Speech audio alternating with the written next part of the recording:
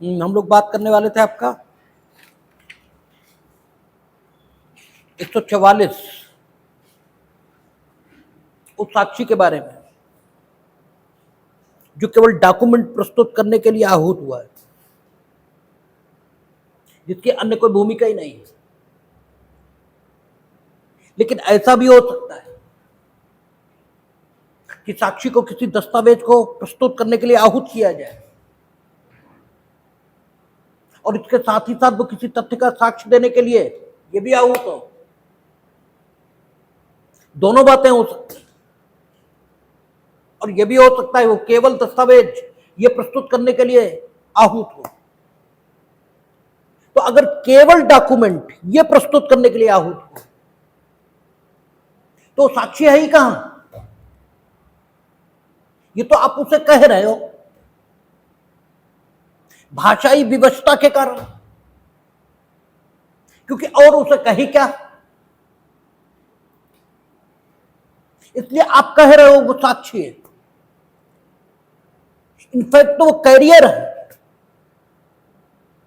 वो सिर्फ दस्तावेज ला ही तो रहा है। दस्तावेज में जो कुछ लिखा है ये दस्तावेज की अंतर वस्तु है। जिन तथ्यों का अंकन हुआ है उन तथ्यों की सत्यता अथवा असत्यता, इसके विषय पर तो वो कोई कथन ये तो कर नहीं रहा। आपने सिर्फ और सिर्फ उसे एक दस्तावेज लाने की आज्ञा ये दी है और वो मियर कैरियर की भूमिका में एक डॉक्यूमेंट लाकर न्यायालय में प्रस्तुत कर रहा है। तो सिर्फ डॉक्यूमेंट प्रस्तुत कर देने मात्र से ये कैसे माना जा सकता है कि उसने साक्षी की भूमिका स्वीकार कर ली है? क्योंकि साक्षी तो वो है जो किसी तथ्य के संबंध में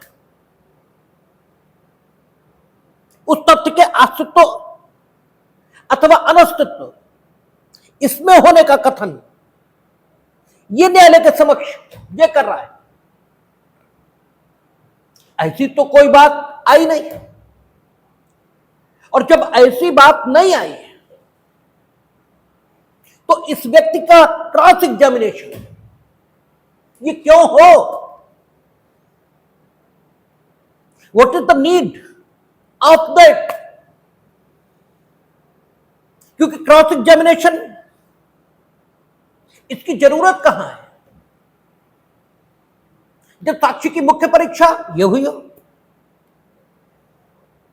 तो मुख्य परीक्षा इसकी क्रेडिबिलिटी या मुख्य परीक्षा की रिलायबिलिटी और साक्षी की विश्वसनीयता, उसने मुख्य परीक्षा में जिन तथ्यों का साक्ष्य दिया वे तथ्य अस्तित्व में हैं अथवा वह न्यायालय के समक्ष असत्य कथन करके उन तथ्यों के अस्तित्व में होने का विश्वास यह न्यायालय को दिला रहा है। यह जांच प्रतिपरीक्षा का उद्देश्य है। तो जब वो केवल और केवल दस्तावेज प्रस्तुत करने मात्र के लिए आहूत हुआ है तो ऐसे साक्षी की प्रतिपरीक्षा इसका औचित्य क्या? What may be the justification? और विदाउट एनी जस्टिफिकेशन कोई काम किया जाना ये कम से कम कानून की दुनिया की रवायत ये बिल्कुल नहीं। कानून की दुनिया में what ever will be done वो एक निश्चित उद्देश्य को लेकर ही किया जाएगा। इसके अलावा कोई बात हो ही नहीं सकती। और हमने आपसे कहा है ये जो पार्ट है इसमें प्री में सवाल आपको रखे मिलेंगे, और अगर ये सब आपने नहीं समझा तो वहां याद ही नहीं आएगा कि जो साक्षी डॉक्यूमेंट प्रस्तुत करने मात्र के लिए आहूत हुआ है, उसकी प्रतिपरीक्षा हो सकेगी या नहीं। और अगर ये सब ध्यान रखेंगे या ये सब सुनेंगे, तो चूंकि जस्टिफिकेशन आ रहा है कि why it should not be, प्रतिपरीक्षा क्यों नहीं होनी चाहिए,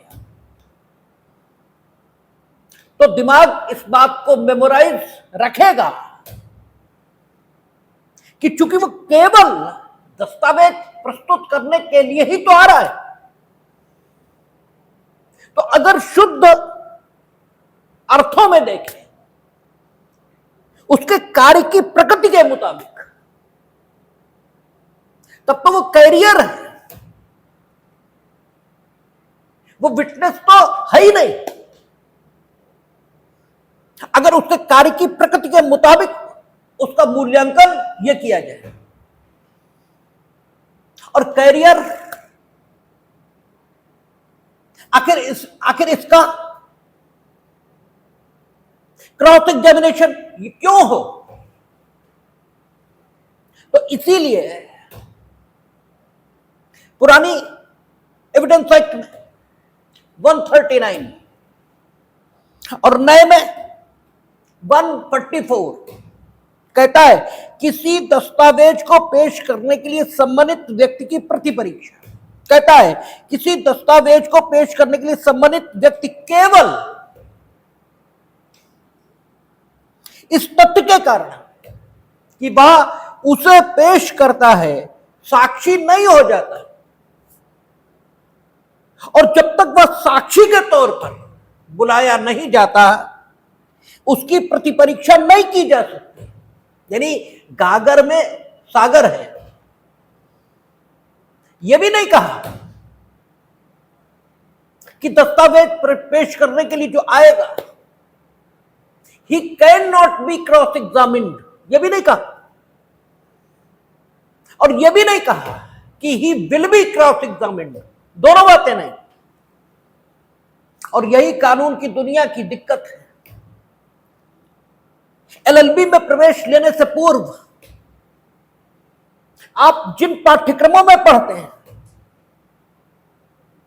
उनमें दिस और दैट ये पढ़ाया जाता है,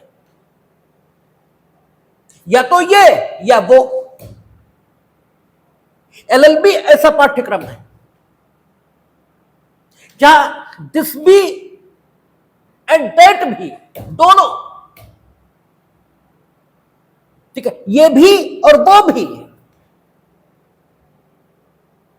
अब स्थिति और परिस्थिति इसके मुताबिक निर्णय लिया जाएगा कि ये हो या वो हो। आप 139 देखें, दोनों बातें अलाउड है। अगर केवल डॉक्यूमेंट प्रस्तुत करने इसके लिए आया है तो वो साक्षी हो ही नहीं जाता, ठीक है, उन्होंने सीधी बात कही। वही जो हम कह रहे हैं कि तब तो वो कैरियर है। आप साक्षी अपनी सुविधा के लिए उसे कह भले ही लो, लेकिन कार्य की प्रकृति के मुताबिक तो उसे कैरियर मानना चाहिए। He is simply carrying the document, और तो कुछ भी नहीं है। तो उसने वही कहा कि केवल किसी व्यक्ति को आदेशित किया गया कि वो आए और किसी दस्तावेज का प्रस्तुतिकरण यह न्यायालय में कर दे, केवल इस कारण वो साक्षी तो नहीं हो जाता जब तक कि उसे साक्षी के तौर पर न बुलाया गया हो। यानी अगर पोजीशन ये है कि उससे कहा गया है और he has been summoned by the court as a witness along with document, ठीक है ना, अलोंग विद डॉक्यूमेंट, ये कहा है कि अमुक रजिस्टर लेकर आप अमुक व्यक्ति की जन्मतिथि का साक्ष्य देने के लिए अमुक दिनांक को न्यायालय में उपस्थित हो। Now he has summoned as a witness, ठीक है, अलोंग विथ डॉक्यूमेंट। और सिर्फ इतना कहा गया कि आप अमुक दिनांक को अपना एसआर रजिस्टर ये भेजिए। तो जो लेकर आया वो साक्षी तो नहीं है, तो इस व्यक्ति की प्रतिपरीक्षा, इसका कोई औचित्य है ही नहीं। इसलिए 139 ये दोनों बातों को अपने में शामिल कर रही है और आपको दोनों बातों को याद रखना है। और इस सेक्शन की जो परेशानी है वो यही है, और ये पूछा भी इसी वजह से जाता है कि केवल दस्तावेज इसे पेश करने के लिए सम्मानित ये किया गया, तो उसकी कैपेसिटी ये साक्षी की हुई नहीं। तो फिर प्रतिपरीक्षा का कोई औचित्य है ही नहीं। हां, साक्षी के तौर पर बुलाया गया और साथ में दस्तावेज ये भी लाने को कहा तो बिल्कुल होगी।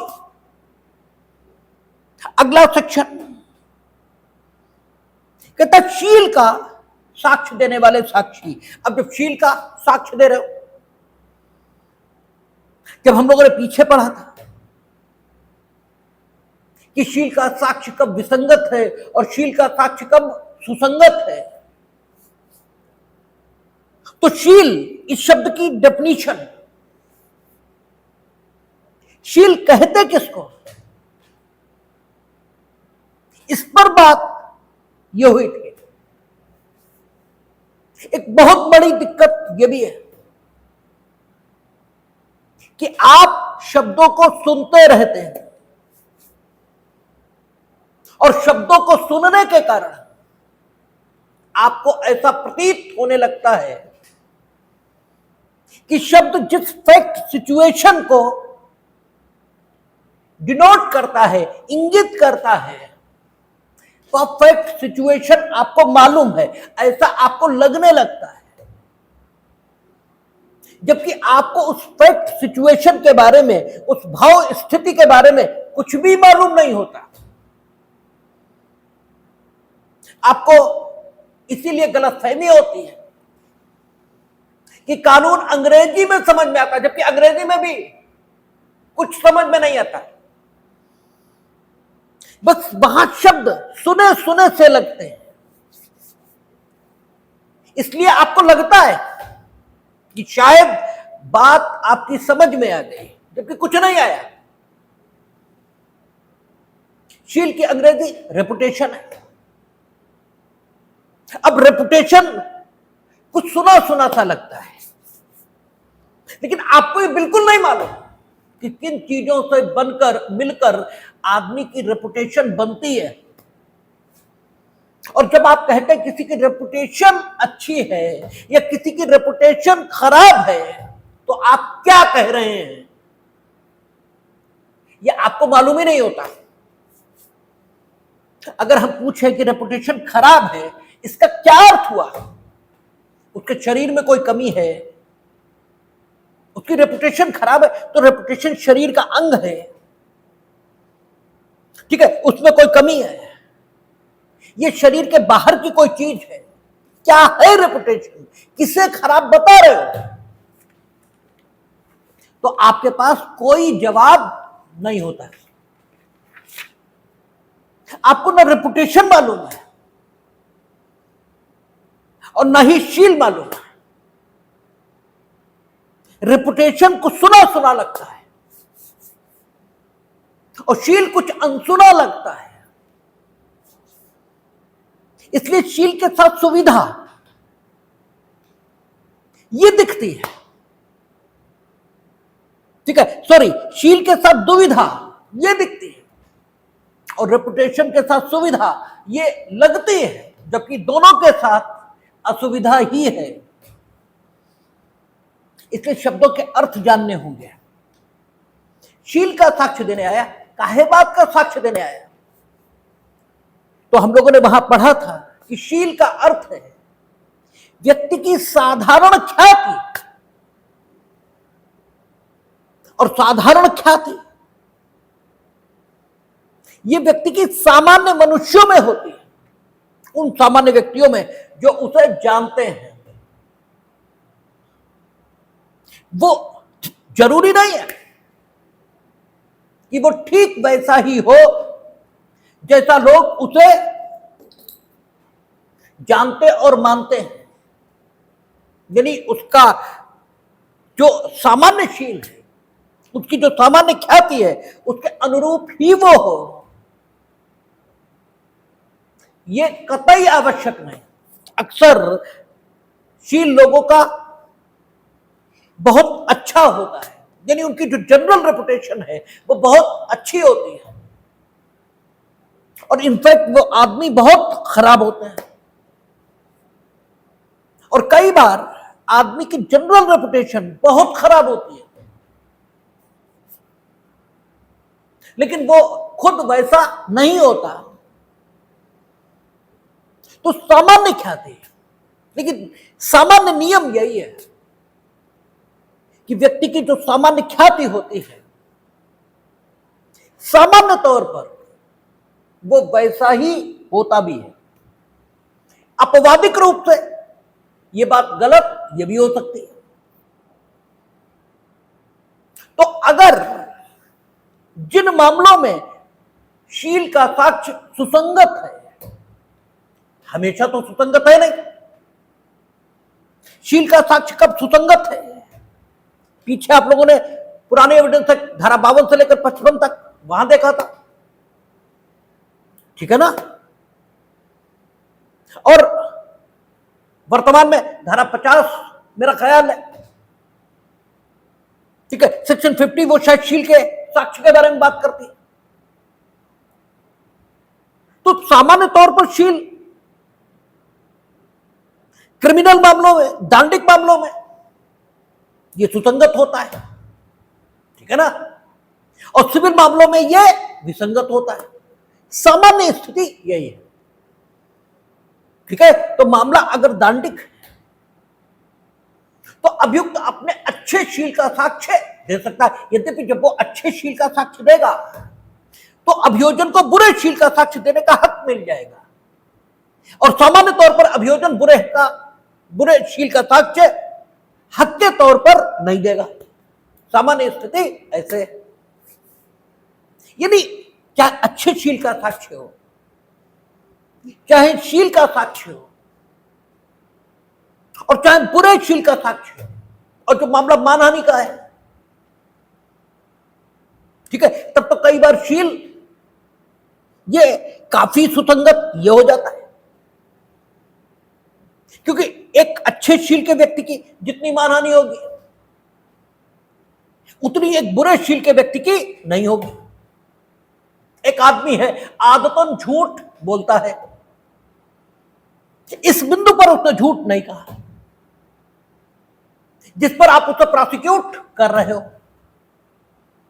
लेकिन उसकी प्रसिद्धि ये झूठे आदमी की ही है,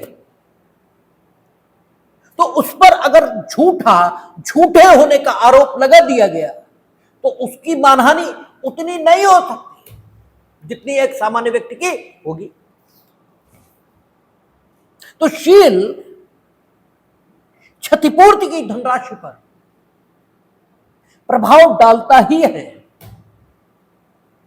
और क्षतिपूर्ति अगर हम भारतीय साक्ष्य अधिनियम की भाषा में बात करें तो क्षतिपूर्ति का विस्तार, यह क्षतिपूर्ति की मात्रा, ठीक है, ये क्या है, विवादित तथ्य बन जाएगी। क्यों? ये दायित्व को विस्तृत करती है। क्षतिपूर्ति दायित्व हुई ना, तो जो तथ्य दायित्व में कमी लाएंगे ये दायित्व को बढ़ाएंगे। वे सारे के सारे फैक्ट इन डिस्प्यूट ये बन जाएंगे। तो आपका शील ये फैक्ट इन डिस्प्यूट ये भी हो सकता है, यानी शील का साक्ष्य देना ये परमिसेबल हो सकता है पुराने भारतीय साक्ष्य अधिनियम की धारा 5 और नए की धारा 3 के मुताबिक, क्योंकि सुसंगत और विवादक दोनों तथ्यों का साक्ष्य देने की आपको अनुमति है। तो फैक्ट इन डिस्प्यूट ये शील हो सकता है, और जब शील फैक्ट इन डिस्प्यूट बनेगा, ये शील जब रिलीवेंट फैक्ट बनेगा, तो इस पर साक्ष्य देने साक्षी बुलाए जाएंगे। अब शील एक तथ्य है, शील एक फैक्ट है, यह सुसंगत भी हो सकता है। भाई शील सुसंगत तथ्य ये हो जाए, ये भी हो सकता है, और शील विवादक तथ्य हो जाए, ये भी हो सकता है। चाहे ये विवादक हो जाए और चाहे ये सुसंगत हो जाए, तथ्य कम से कम हो ही जाएगा, और जब तथ्य हो जाएगा तो इसका साक्ष्य देने के लिए जो आएगा वो साक्षी इस कैपेसिटी में तो हो ही गया।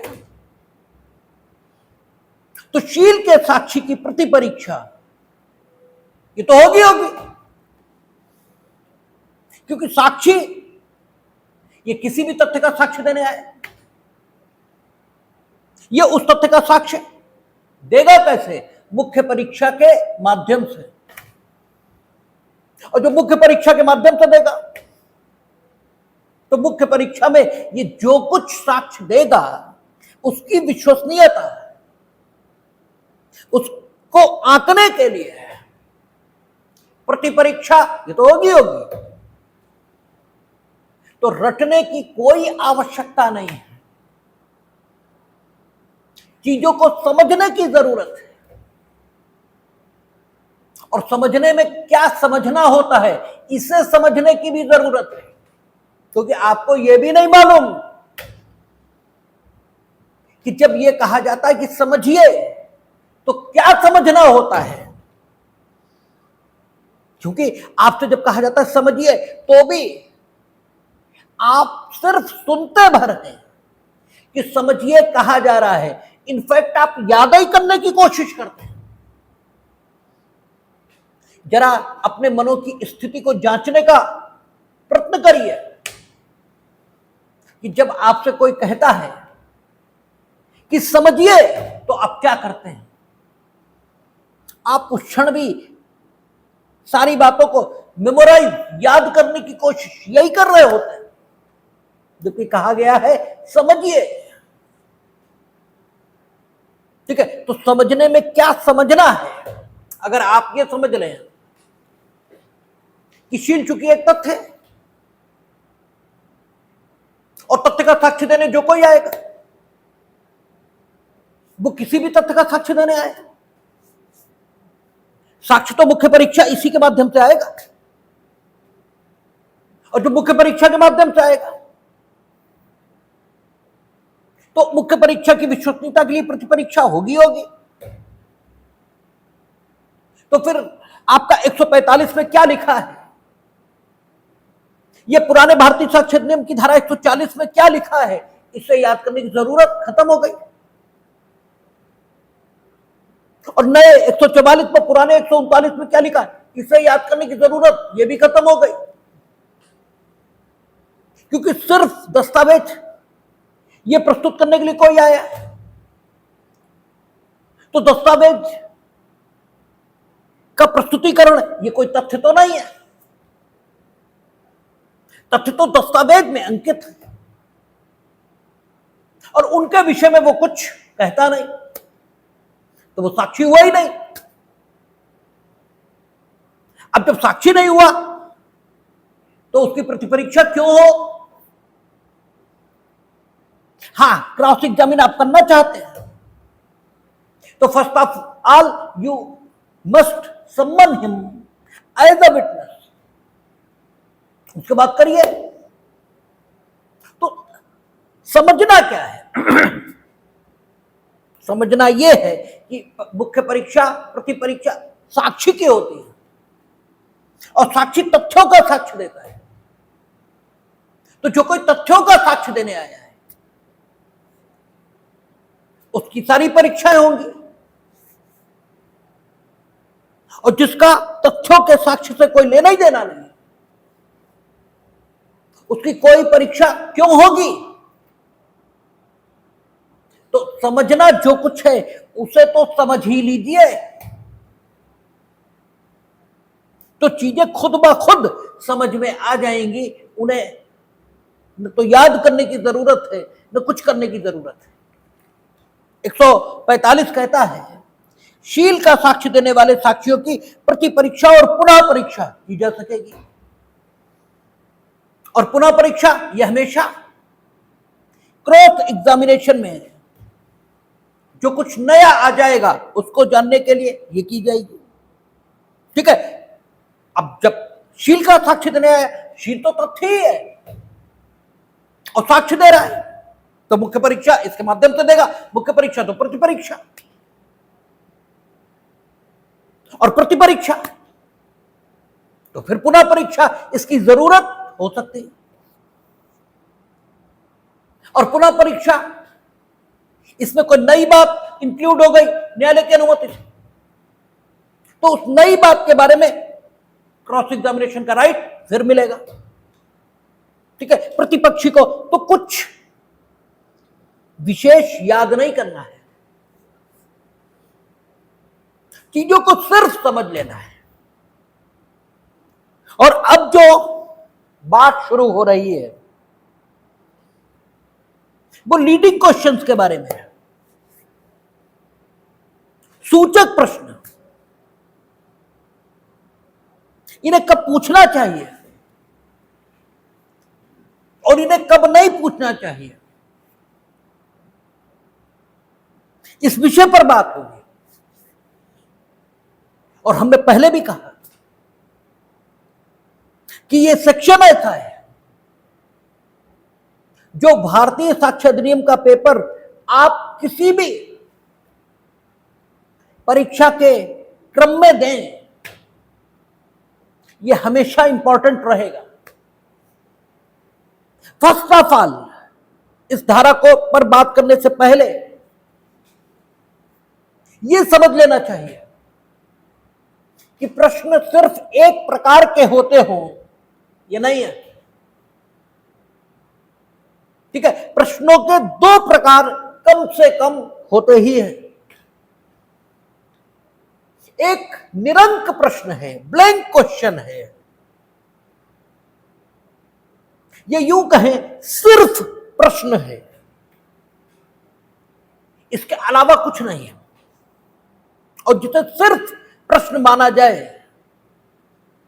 वो कौन सा प्रश्न है? जो उत्तर के विषय पर, ठीक है, उत्तर जिससे देने की अपेक्षा की गई है उसकी कोई सहायता यह नहीं करता। सिर्फ प्रश्न है, सिर्फ प्रश्न। और वास्तव में परीक्षा इसी प्रकार से ली जानी चाहिए कि परीक्षार्थी से सिर्फ प्रश्न किया जाए, यानी ऐसी बात उससे पूछी जाए जिसका उत्तर वो अपने ज्ञान के आधार पर दे, प्रश्न में से उसे कोई सहायता उत्तर देने के संबंध में प्राप्त न हो। और प्रश्नों का दूसरा प्रकार है जिन्हें प्रश्न कहना वास्तव में प्रश्न शब्द की बेइज्जती है, क्योंकि प्रश्न का संबंध उस जानकारी से है। ठीक है ना, ये यूं कहे प्रश्न के उत्तर में जिस जानकारी का कथन किया जाएगा उस जानकारी को बिना कोई सहायता दिए दूसरे से जानने की प्रक्रिया का नाम ही प्रश्न है। ठीक है ना? आप किसी भी जानकारी को प्राप्त करना चाहते हैं तो वो जानकारी पूछने के लिए, दूसरे से प्राप्त करने के लिए आप जिन कथनों का कथन ये करते हैं, बिना किसी प्रकार का कोई निर्देश किए हुए, उसी को प्रश्न कहा जाना चाहिए। अगर आप प्रश्न में ही उत्तर बता रहे हैं या सुझाव दे रहे हैं, क्या आप पूछ दिखावा प्रश्न करने का कर रहे हैं और इनफैक्ट उसे एडवाइस कर रहे हैं कि वो आपकी बात पर हां कह दे, तो आपने प्रश्न पूछा कब? और ऐसा प्रश्न जो प्रश्न के प्रारूप में होता है किंतु तत्व में सुझाव ये होता है, उसी को सूचक प्रश्न कहा जाता है। लीडिंग क्वेश्चन, इसकी डेफिनेशन क्या निकली कि सूचक प्रश्न वो प्रश्न है जिसका प्रारूप प्रश्न का होता है किंतु वास्तव में यह प्रश्न होता ही नहीं। वास्तव में तो प्रश्नकर्ता की ओर से यह उस व्यक्ति को जिससे उत्तर अपेक्षित है दिया गया सुझाव है।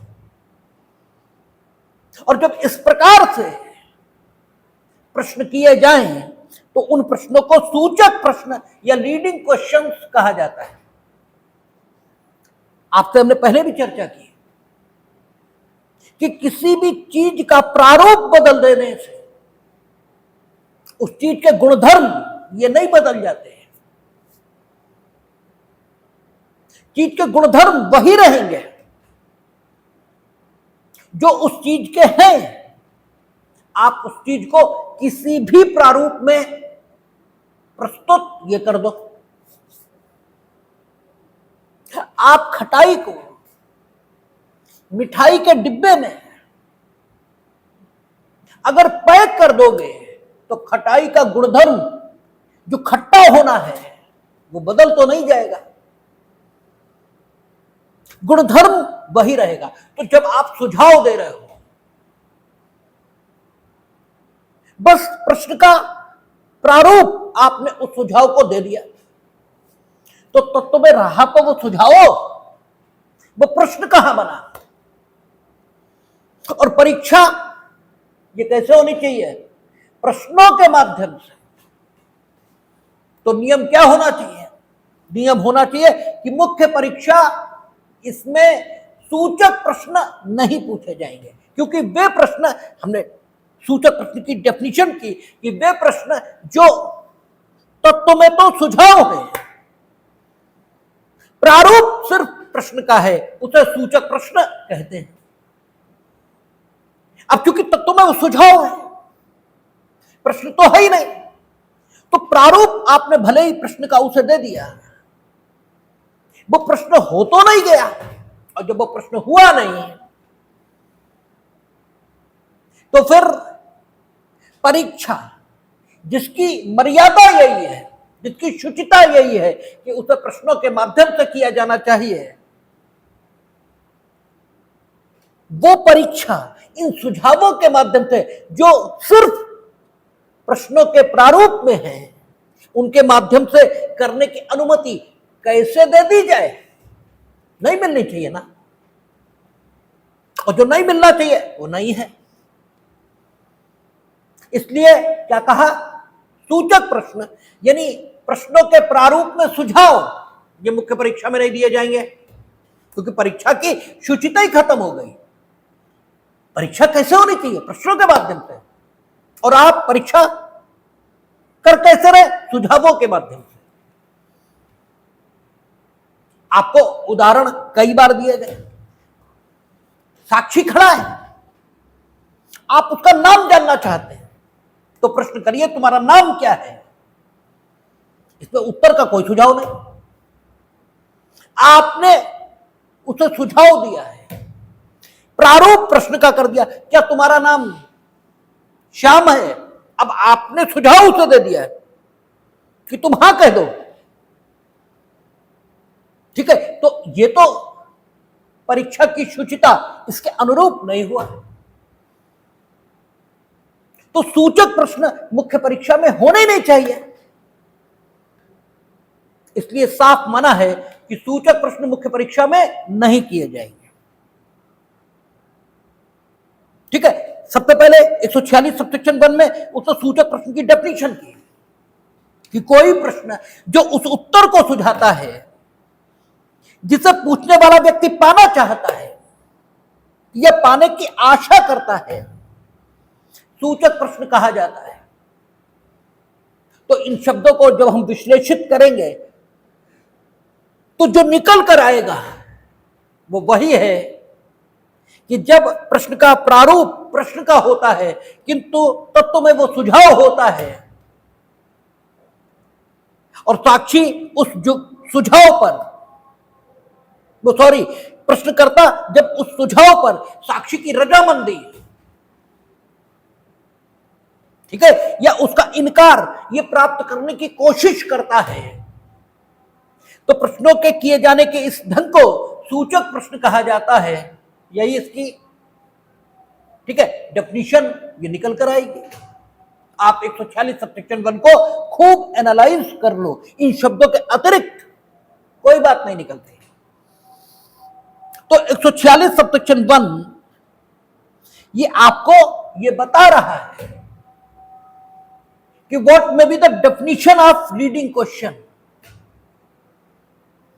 ठीक है, और पुराने भारतीय साक्षर नियम में ये शायद 141 हो, 142, 143 वहां है, और इन सबको नए में मिला दिया है। सिर्फ इतना ही अंतर आया है और कोई अंतर न तो परिभाषा में है, और जो परिभाषा में नहीं तो भावार्थ और अर्थ में कोई अंतर हो ही नहीं सकता। ठीक है, फिर 146 सबसेक्शन 2 में कह रहा है, first of all he has defined, सबसे पहले परिभाषित किया कि सूचक प्रश्न क्या हैं। अब 146 सबसेक्शन 2 यह बता रहा है उन्हें कब पूछना चाहिए और कब नहीं पूछना चाहिए, ठीक, कब नहीं पूछना चाहिए और कब पूछ ले तो कोई गड़बड़ नहीं है। क्योंकि प्रक्रिया, हमने आपसे पहले भी कहा, प्रक्रिया कई लक्ष्यों को साधने के लिए बनाई जाती है। प्रक्रिया इसलिए भी बनती है कि कम से कम समय में अधिक से अधिक काम निष्पक्षता के साथ ठीक ढंग से सम्यक प्रकार से किया जा सके। हां, काम के ठीक ढंग से किए जाने में अगर जल्दबाजी ये आड़े आ रही हो तो काम में, ठीक है, जल्दबाजी नहीं की जानी चाहिए, यानी काम को अनावश्यक विलंब के बिना किया जाना चाहिए। विलंब आवश्यक हो तो किया जाए, अनावश्यक विलंब के बिना काम को संपूर्ण करना चाहिए। और काम को संपूर्ण करना चाहिए यानी काम को ठीक प्रकार से संपूर्ण करना चाहिए, यही बात रहती और यही कानूनों में लिखा रहता है। क्योंकि साक्ष्य की विधि एक प्रक्रिया विधि है, एक प्रोसीजरल लॉ है, इसलिए ये नहीं कहेंगे कि सूचक प्रश्नों को कभी नहीं पूछा जाना चाहिए। सामान्य नियम यह है कि इन्हें मुख्य परीक्षा में नहीं पूछा जाना चाहिए, लेकिन कब? जब विरोधी पक्षकार आक्षेप करे, आपत्ति करे। कुछ बातें ऐसी हो सकती हैं जिन पर दोनों पक्षकारों की सहमति हो, दोनों पक्षकार सहमत हैं। पति पत्नी के बीच झगड़ा है, जब पति पत्नी के बीच है तो दोनों इस बात पर तो सहमत होंगे ही कि शादी हुई। अरे भाई शादी नहीं हुई तो पति पत्नी कैसे हुए? तो अगर हमने ये पूछ लिया देखो तुम्हारी शादी इस दिनांक को हुई, लीडिंग है, लेकिन नॉर्मली इस पर विरोधी पक्षकार आक्षेप नहीं करेंगे, कोई पक्षकार नहीं करेगा, वो बात तो स्वीकृत है ही। तो ऐसे प्रश्नों के विषय में जिन पर विरोधी पक्षकार आपत्ति न करे, ठीक है, भले ही वे सूचक हों, उन्हें मुख्य परीक्षा में भी पूछा जा सकेगा। लेकिन अब एक और स्थिति, विरोधी पक्षकार को आपत्ति नहीं करनी चाहिए, फिर भी कर रहा है। भाई रामचरितमानस में तुलसीदास ने भी लिखा कि बंदो बहुरे खलगन सती भाए, जे बिन काज दाहिने बाएं। कोई मतलब नहीं है एक काम से, फिर भी उसे बिगाड़ रहे हैं। पेड़ कुछ नहीं ले रहा, कोई फायदा भी नहीं है, लेकिन फिर भी उसकी पत्नियां ऐसा करके नोच ली, ठीक है, कोई मतलब नहीं है, लेकिन स्वभाव में दुष्टता है। तो प्रश्न ऐसा ही है जिस पर विरोधी पक्षकार को आपत्ति नहीं करनी चाहिए, लेकिन विरोधी पक्षकार ये भी तो दो तरह का हो सकता है, एक सज्जन और एक कमीना, दोनों हो सकता है। तो जब हम प्रक्रिया बनाएंगे तो दोनों के बारे में विचार करेंगे, सज्जन हो तो और दुर्जन हो तो वही लिखा है कि अगर मुख्य परीक्षा में सूचक प्रश्न पूछे गए और विरोधी पक्षकार आपत्ति नहीं करता तो कोई बात ही नहीं, पूछे जा सकते हैं, क्योंकि दोनों ही बातें हैं। कानून आपकी सहायता तब करेगा जब आप अपने हितों के प्रति जागरूक हो। भले ही प्रश्न ऐसा है जिसे सूचक प्रश्न के तौर पर नहीं पूछा जाना चाहिए, तो तुम्हारे मुंह में दही जमा है, आपत्ति क्यों नहीं करते? और नहीं करते तो लिखा जाएगा, ठीक है। अब दूसरी बात, सूचक प्रश्न पूछा गया है, नो डाउट सूचक प्रश्न है, लेकिन फिर भी वो ऐसा है जिसे पूछने से किसी पक्ष का कोई नुकसान नहीं हो रहा, लेकिन फिर भी तुम पीले पड़े क्योंकि तुम दुष्ट हो। तो फिर क्या लिखा है कि न्यायालय की अनुमति से उन दशाओं में, जिन दशाओं में विरोधी पक्षकार आक्षेप करे तो भी सूचक प्रश्न पूछे जाएंगे। और लिखने का जो ढंग है वो ढंग क्या है आप देखें, उन्होंने कहा कि सूचक प्रश्न मुख्य परीक्षा में विरोधी पक्षकार यदि आपत्ति करे तो न्यायालय की अनुमति के बिना नहीं पूछे जाएंगे। जब इस लाइन को आप डिफाइन करेंगे, व्याख्यायित करेंगे, विश्लेषित करेंगे, तो जो बात निकल कर आएगी वो यही है कि नॉर्मली सूचक प्रश्न मुख्य परीक्षा में नहीं पूछे जाएंगे, लेकिन मुख्य परीक्षा में भी पूछे जा सकते हैं यदि विरोधी पक्षकार आक्षेप न करे। और विरोधी पक्षकार आक्षेप करे तो भी सूचक प्रश्न पूछे जाएंगे यदि न्यायालय की अनुमति मिल जाए।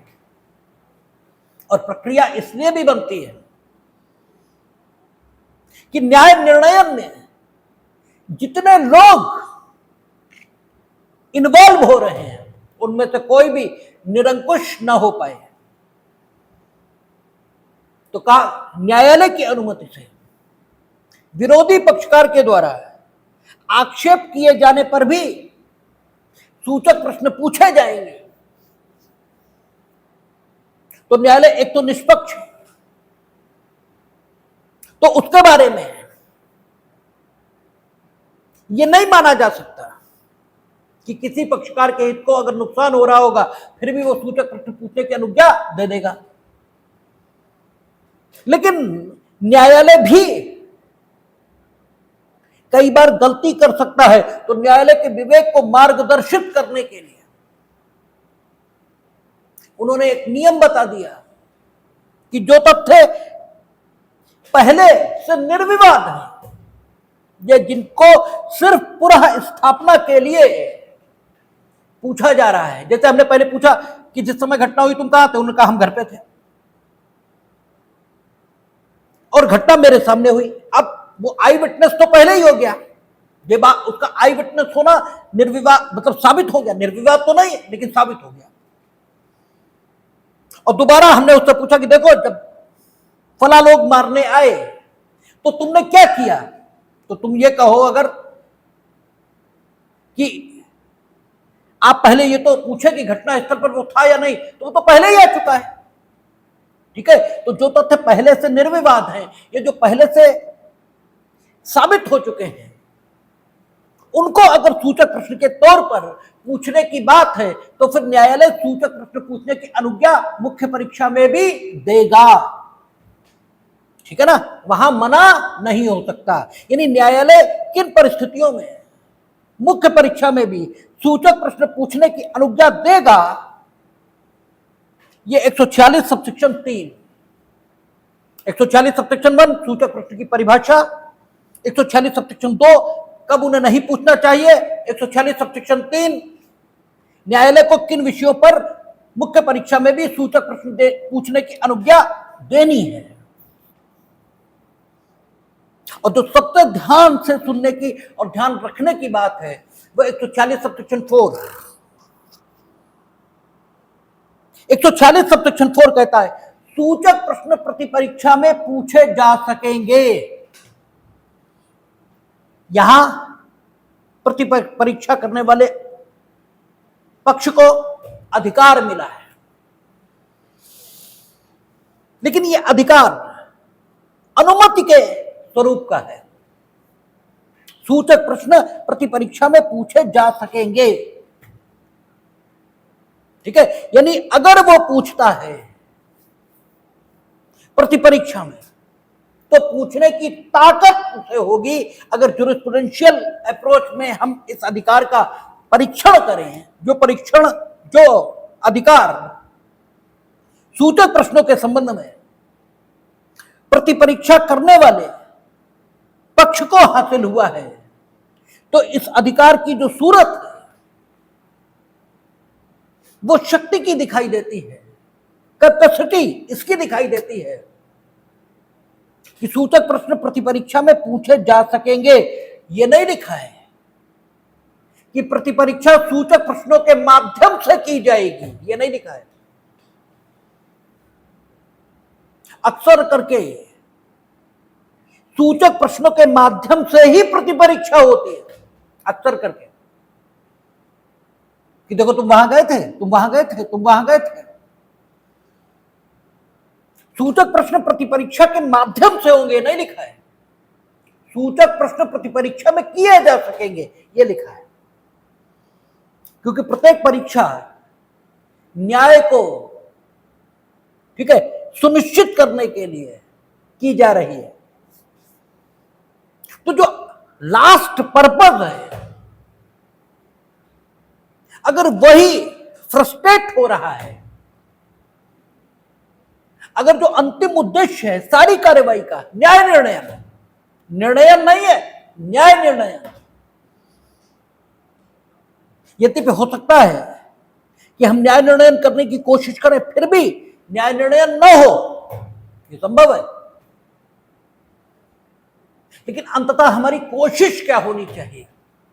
कोशिश तो न्याय निर्णय की होनी ही चाहिए, वो हो न हो, लेकिन हमारे पार्ट पर, हमारी तरफ से प्रयासों में कमी ये तो न हो।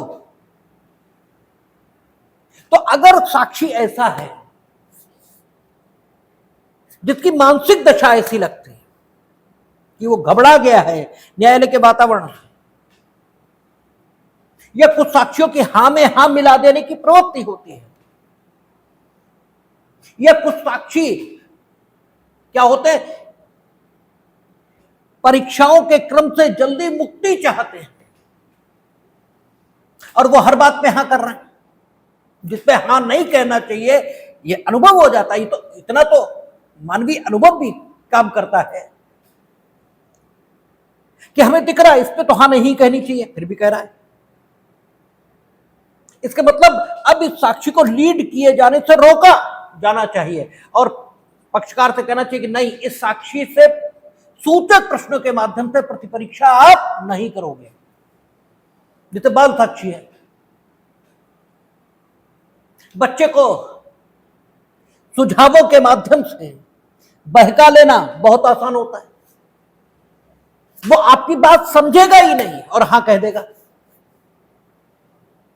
ठीक है। वो ये नहीं जान पाएगा कि वो जो हां कहेगा, जैसे हम लोग आपसी बातचीत में भी कह देते हैं, हां तो तुमने कह दिया, तुमने समझ ली इनकी बात, कहते हैं आपसी बातचीत में कहते हैं कि ये जो कह रहे हैं तुम्हारी समझ में आ गया, हां तो तुमने बहुत जल्दी कह दी, पहले समझ तो लो ये जो कह रहे हैं। तो अगर आप सुझाव दे रहे हो प्रश्नों के प्रारूप में, ठीक है, तो वो सूचक प्रश्न है और वो बिना समझे उस पर हां ये कह देगा। समझकर हां कहे कोई दिक्कत नहीं है, क्योंकि न्यायालय न तो किसी को सजा देने के लिए बैठा है, न किसी को कोई अधिकार देने के लिए बैठा है, न किसी को छोड़ने के लिए बैठा है, न किसी से अधिकार छीनने के लिए बैठा है। सारी प्रक्रिया तो इसलिए चल रही है कि जो होना है सो हो। भाई प्रक्रिया तो इसलिए चल रही ना, तो हमारी रुचि इसमें नहीं है कि साक्षी हां करेगा या साक्षी ना करेगा। हां, हमारी रुचि इसमें जरूर है कि साक्षी हां करे या साक्षी ना करे, साक्षी करे, आप करवा ना लो, इसमें जरूर है हमारी रुचि। वो जो कहे वॉलंटरीली कहे, आपके प्रभाव से मुक्त होकर कहे, आपके सुझावों से सुझाए गए उत्तर उसके मुंह में न रख दिए जाए और वह आपके द्वारा सुझाए गए उत्तरों पर बिना सोचे समझे हां कह दे। ऐसी स्थिति नहीं आनी चाहिए, क्योंकि अगर ऐसी स्थिति है तो फिर इसे विचारण नहीं कहा जा सकता, इसे न्याय निर्णय नहीं कहा जा सकता, इसे और कुछ भी कहा जाए। तो क्रॉस एग्जामिनेशन, इसमें अगर साक्षी की स्थिति यह दिख रही है कि वो सूचक प्रश्न किए जाने की दशा में सूचक प्रश्न करता, इसके प्रभाव में सूचक प्रश्नों द्वारा सुझाए गए सुझाव पर अपनी सहमति या असहमति इसको व्यक्त कर देगा, तो फिर सूचक प्रश्न ऐसे साक्षी से पूछने नहीं दिए जाएंगे और प्रतिपरीक्षा भी, ठीक है, लीडिंग क्वेश्चन से मुक्त रहेगी और सिर्फ प्रश्नों के माध्यम से की जाएगी। और ऐसा अक्सर बाल साक्षियों के साथ होता है और आप लोग ये कभी नहीं लिखते हैं उत्तरों में। अच्छा, आप खुद सोचिए, आपका 20 नंबर 10 नंबर में ये सवाल होता है मेंस में और एलएलबी में भी, और आप सिर्फ इतना ही लिखाते हैं जो इसमें लिखा है कि सूचक प्रश्न प्रतिपरीक्षा में पूछे जा सकते हैं, फिर भी आपको नंबर नहीं मिलते। अगर ये बात पूरी तरह सच है, यानी सूचक प्रश्न प्रतिपरीक्षा में उसी प्रकार पूछे जा सकते हैं जिस प्रकार आपने लिखे हैं, अर्थात क्योंकि आप जो लिखना चाहते हैं वो तो ये है कि प्रतिपरीक्षा सूचक प्रश्नों के माध्यम से ही होगी, लिखना तो आप ये चाहते हैं, या आपकी समझ यही है। तो अगर ये सच है तो फिर आपको नंबर क्यों नहीं मिलते? नहीं मिलते, ठीक है, इसीलिए नहीं मिलते क्योंकि ये बात जैसे लिखी है वैसे ही पढ़िए। यहां ये लिखा है प्रतिपरीक्षा में पूछे जा सकते हैं, ये थोड़ी लिखा है कि प्रतिपरीक्षा में सूचक प्रश्न पूछे ही जाएंगे, ये थोड़ी लिखा है। तो पूछे जा सकते हैं, meaning thereby there is a description, ठीक है, एक अनुमति, ये दी गई है। उचित हो सभी दृष्टिकोणों से, यानी निष्पक्ष न्याय निर्णय भी हो, मामले में त्वरित विचारण भी हो सके, सम्यक विचारण भी हो सके, सब कुछ ठीक रहे तो पूछे जा सकेंगे, कोई दिक्कत नहीं। ठीक है, साक्षी इस प्रकार का है कि उसे बहकाया नहीं जा सकता। उसे कोई सुझाव दीजिए, वो आपके सुझावों में, आपके प्रभावों से पूरी तरह मुक्त है। वो जो कहेगा अपनी मर्जी से कहेगा। वो आपके द्वारा सुझाए गए प्रश्न पर सहमति या असहमति अपनी देगा। आपके प्रभाव से प्रभावित होकर आपके द्वारा चाही गई सहमति या असहमति नहीं देगा तो पूछे जाएंगे, क्या दिक्कत है? क्योंकि उससे त्वरित विचारण ये संभव है। भाई फटाफट फटाफट बात खत्म हो गई, जल्दी जल्दी पूछ लिया। और अगर इसके विपरीत है मामला, साक्षी के बारे में यह समझ में आ रहा है कि वो आपके प्रभाव में आ जाएगा, आप जो सुझाव उसे दोगे वही मान लेगा, वो आपके प्रश्न के उत्तर में अपनी स्वतंत्र, ठीक है, सहमति या असहमति ये व्यक्त नहीं करेगा, बल्कि आपके द्वारा सुझाई गई सहमति या असहमति ये व्यक्त कर देगा, तो सूचक प्रश्न फिर प्रतिपरीक्षा में भी नहीं पूछे जाएंगे। कानून इसकी विशेषता यही है, ये जैसा लिखा है ठीक वैसा पढ़िए। और कानून के साथ गलती यही है कि आप इसे अन्य विषयों की तरह पढ़ते हैं, और अन्य विषयों की तरह पढ़ते हैं और क्या करते हैं, अपने मनोभाव ये कानून में मिला देते हैं और फिर कानून को वैसा समझ लेते हैं जैसा आपका मनोभाव है कानून के प्रति।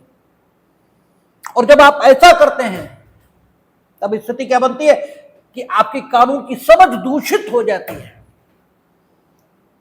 क्योंकि कानून में मिलावट करने की, अपने मत और मनोभाव इसको मिला देने की अनुमति तो स्वयं उच्चतम न्यायालय को भी नहीं है। यह सिर्फ विधायिका का हक है, यह सिर्फ लेजिस्लेचर का हक है कि कानून क्या बनेगा ये वही निर्धारित करेंगे। उसके अलावा हिंदुस्तान की धरती पर यह हक किसी को नहीं है। उच्चतम न्यायालय भी कानून की व्याख्या करेगा, कानून, ठीक है, अपने मत और मनोभाव ये कानून में शामिल कर दे, ये नहीं कर सकता। इसलिए आप कानून के व्याख्याकार के नाते, क्योंकि अधिवक्ता भी, जज भी, सब कोई व्याख्या ही करेंगे, चाहे लॉ टीचर हो चाहे लॉ स्टूडेंट हो, तो इस टेक्निक को सीखिए, इस तकनीक को सीखिए कि कानून की व्याख्या आपके मत और मनोभावों से मुक्त होनी चाहिए। वो जैसा है उसे ठीक वैसा पढ़िए और ठीक वैसा समझिए। ये स्थिति आपकी 146 तक आ गई। कल हम लोग शेष बात करेंगे, देखेंगे।